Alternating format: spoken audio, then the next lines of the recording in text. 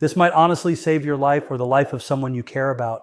What I'm sharing today is something most doctors never mention during a regular checkup. It's something that happens quietly in the dark while you're completely unaware, and it's harming people every single night.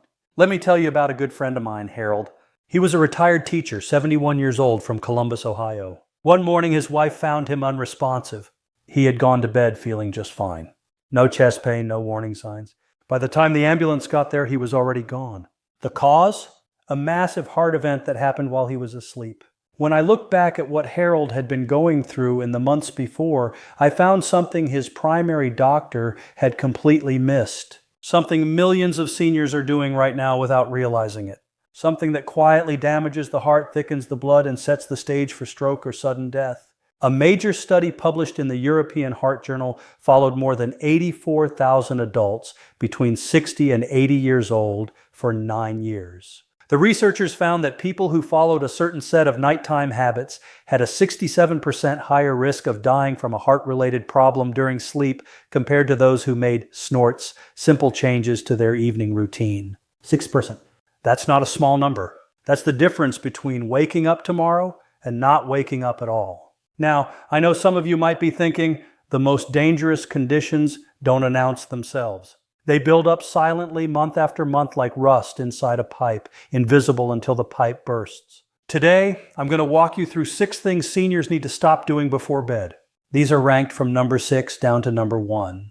And the closer we get to number 1, the more critical it becomes. I'll tell you right now, number 2 on this list shocked even me when I first saw the research. And most of you have no idea you're doing it. So, stick with me all the way to the end, because missing even one of these could cost you everything.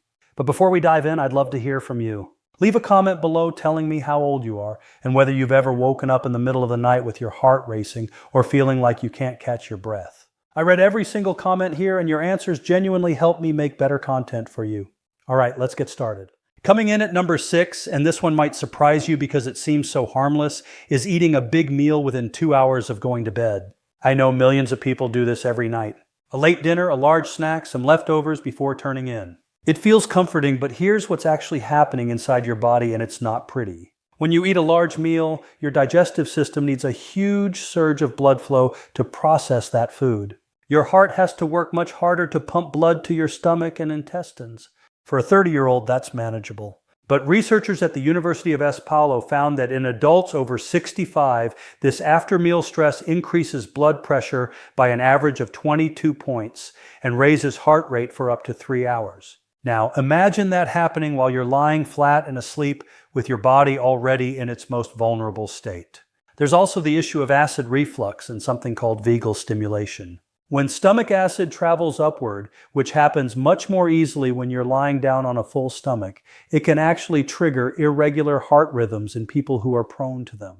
After age 70, the valve that keeps acid down weakens a lot, making this problem much worse. The fix is simple. Finish your last full meal at least 3 hours before bed. If you're truly hungry in the evening, a small, easy-to-digest snack like a few walnuts or half a banana is fine. Pair this with a short 10-minute walk after dinner. Research from the University of Limerick found that just 10 minutes of walking after a meal reduces blood sugar spikes by 28% and takes significant pressure off your heart during the night.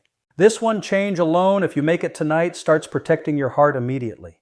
Now let's move to number 5. And this is something your doctor has almost certainly never mentioned. Nearly 60% of seniors over 70 do this every evening without a second thought. I'm talking about taking your blood pressure medication in the morning when you should actually be taking it at night. A groundbreaking study in the European Heart Journal followed more than 19,000 patients over 6 years. The researchers found that people who took their blood pressure meds at bedtime instead of in the morning had a 45% lower risk of heart attack, a 49% lower risk of heart failure, and a stunning 66% lower risk of stroke. The reason is something called nocturnal hypertension. Blood pressure that spikes dangerously high in the early morning hours, usually between 3 and 6 a.m. That's the window when most heart attacks and strokes happen. When you take your medication in the morning, it peaks around midday and wears off by that dangerous early morning window.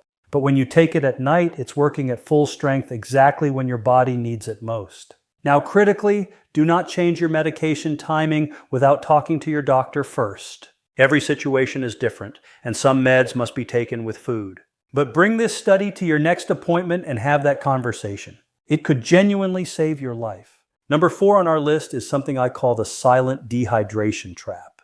It's one of the most underestimated heart risks for people over 65. Here's the dangerous irony.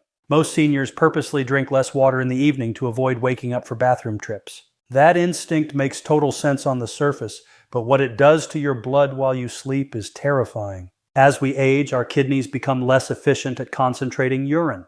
Plus, the body's thirst mechanism, controlled by a part of the brain called the hypothalamus, gets blunted after about age 60. Research from the University of Connecticut found that older adults can be significantly dehydrated without ever feeling thirsty. Now, here's where it connects directly to your heart and brain. When you're dehydrated during sleep, your blood becomes thicker and stickier. Think of the difference between water flowing through a pipe versus honey. That thick blood is much harder for your heart to pump, and it also forms clots more easily, which is exactly how strokes happen. A study in the American Journal of Epidemiology found that adults over 65 who were even mildly dehydrated at bedtime had blood viscosity levels similar to those seen right before a stroke. The solution isn't to chug water right before bed. That'll just have you in the bathroom all night. Instead, drink a full glass of water with electrolytes, especially potassium and magnesium, about 2 hours before sleep. Foods naturally rich in potassium, like a small sweet potato or a few dried apricots in the late afternoon, help maintain hydration through the night without flooding your bladder. Magnesium has the added benefit of relaxing artery walls and actually lowering blood pressure during sleep. Together, these two nutrients act like a gentle protective cushion for your heart overnight. Before we go further, if this channel has been helpful to you, please take 5 seconds right now to hit that like button and subscribe if you haven't already. We're a community of people who believe that aging powerfully is absolutely possible. Every like and subscription helps us reach more seniors who need this information. It truly means the world to me and to this community. All right, let's keep going because we're getting into the most critical territory. Now, number 3 breaks my heart because I see it every single week and I saw it firsthand with a patient of mine named Dorothy, 78 years old, from Tucson, Arizona.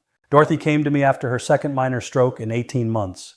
She was on all the right medications. She exercised. She ate reasonably well, but when I asked her about her evenings, she described something I immediately recognized as a serious problem. Every night without fail, Dorothy spent 2 to 3 hours lying in bed scrolling through her tablet, news, social media, family videos with the screen just inches from her face. She had no idea this habit was directly destabilizing her heart night after night. Here's the science. The blue light from screens, phones, tablets, televisions directly suppresses melatonin production. Most people think of melatonin as just a sleep hormone, but researchers at Brigham and Women's Hospital, affiliated with Harvard, have shown that melatonin plays a critical role in protecting the heart. It's a powerful antioxidant that protects the lining of your blood vessels from the kind of damage that leads to plaque buildup, stiff arteries, and eventually heart attack and stroke. When melatonin is suppressed by nighttime screen use, that protective shield is lowered. In adults over 70 whose natural melatonin production is already reduced by 75% compared to younger adults, this suppression is especially devastating. A study in the Journal of the American College of Cardiology found that chronic nighttime light exposure was linked to a 43% increase in major heart problems in older adults. Dorothy followed my advice, a strict no-screen policy after 8 p.m. Within 6 weeks, she told me she was sleeping more deeply than she had in years. Within 4 months, her inflammatory markers, specifically something called C-reactive protein, had dropped by over 30%. She hasn't had another cardiac event since. Stop the screens 2 hours before bed.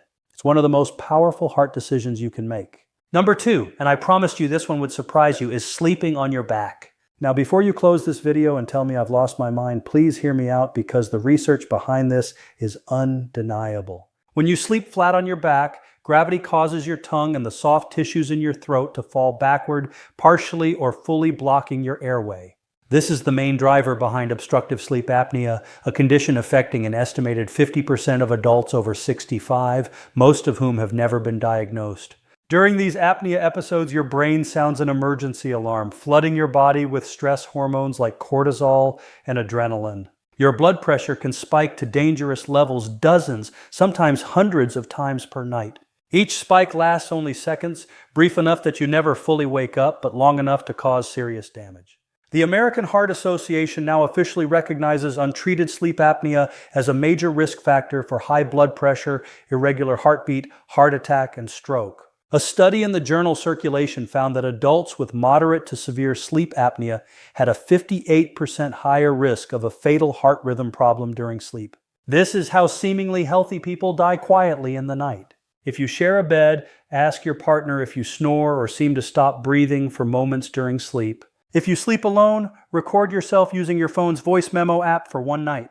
The signs are often unmistakable. Sleeping on your side, especially your left side, which reduces pressure on the heart, is dramatically protective. A simple body pillow behind your back can stop you from rolling over. For those with confirmed sleep apnea, a CPAP device is truly life-saving. Don't let stubbornness or discomfort keep you from using it. And now we've arrived at number 1. The single most dangerous bedtime habit for seniors. The one that ties all the others together and multiplies every heart risk I've described today. Are you ready? It's chronic, untreated emotional stress left to fester in the hours before sleep. Think about your typical evening for a moment. Do you watch the news, politics, crime, disasters right before bed? Do you lie awake running through worries about your health, your money, your family? Do you replay difficult conversations or conflicts from the day? If so, you're engaging in what researchers at UC Berkeley call rumination before rest. And its impact on your heart is catastrophic. Here's the mechanism. When you experience psychological stress, your body releases cortisol and adrenaline, the same stress hormones triggered by sleep apnea, but in this case, they're sustained. Chronic evening stress keeps these hormones elevated all night long, preventing your blood pressure from completing its natural nighttime dip. In a healthy person, blood pressure drops 10 to 20% during sleep, giving the heart and blood vessels crucial recovery time. In people with chronic stress, that dip never fully happens. A long-term 20-year study conducted by the American Heart Association in collaboration with Johns Hopkins revealed something deeply concerning. Adults who consistently experience chronic nighttime worry and elevated stress in the evening hours had a 72% higher lifetime risk of fatal heart-related events compared to those who maintained lower stress levels before sleep. This becomes even more critical after the age of 70, when the body's natural ability to regulate cortisol, the primary stress hormone, is already reduced by roughly 40%. In other words, the system that is supposed to calm your body down at night is already weakened. And when ongoing stress is added on top of that, the impact becomes significantly more dangerous. This is not just theory or statistics. I have seen it play out in real life. This is what happened to my friend Harold. It wasn't a single dramatic event or one isolated cause. It was the slow accumulation of multiple small habits over time. Late night meals that kept his system active, chronic dehydration, constant exposure to screens late into the night, sleeping on his back in a way that compromised breathing, and beneath all of it, a man carrying silent stress, worrying every single night about his retirement finances without ever opening up to anyone. Night after night, his heart was denied the deep recovery time it so desperately needed, and eventually that ongoing strain took its toll. The solution, however, is not overly complex, but it does require consistency and intention. About 30 minutes before going to bed, begin what I call a cardiac wind-down routine, a deliberate transition that signals to your body that it is time to shift into recovery mode. Start by turning off all news, notifications, and screens, removing the constant stream of stimulation that keeps your mind alert. Then take a moment to write down 3 things that went well during your day. This may sound simple, but research from UC Berkeley's Greater Good Science Center has shown that this small practice can measurably lower cortisol levels within just 20 minutes, helping your body move toward a calmer state. Next, practice the 4, 7, and 8 breathing technique. Inhale slowly for 4 counts, hold your breath for 7, and then exhale gently for 8 counts. This specific pattern directly activates your parasympathetic nervous system, the body's natural calming mechanism, leading to a reduction in heart rate and a lowering of blood pressure. If prayer or meditation is already part of your routine, this is where it becomes especially powerful. At this time of night, it is not only a spiritual practice, but also a form of real physiological support for your heart, helping quiet the mind and release built-up tension. To further enhance this routine, consider adding magnesium glycinate, typically in the range of 200 to 400 milligrams, taken about 30 minutes before bed.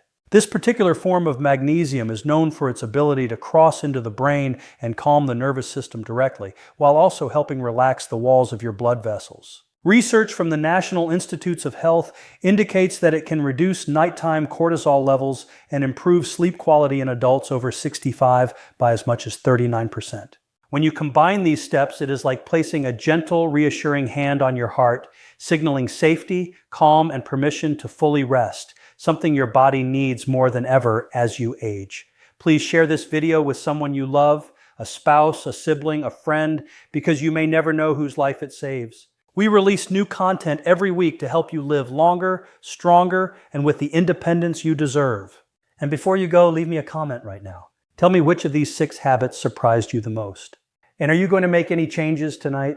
I read every single comment and I look forward to hearing from you. Take good care of yourselves. I'll see you in the next one.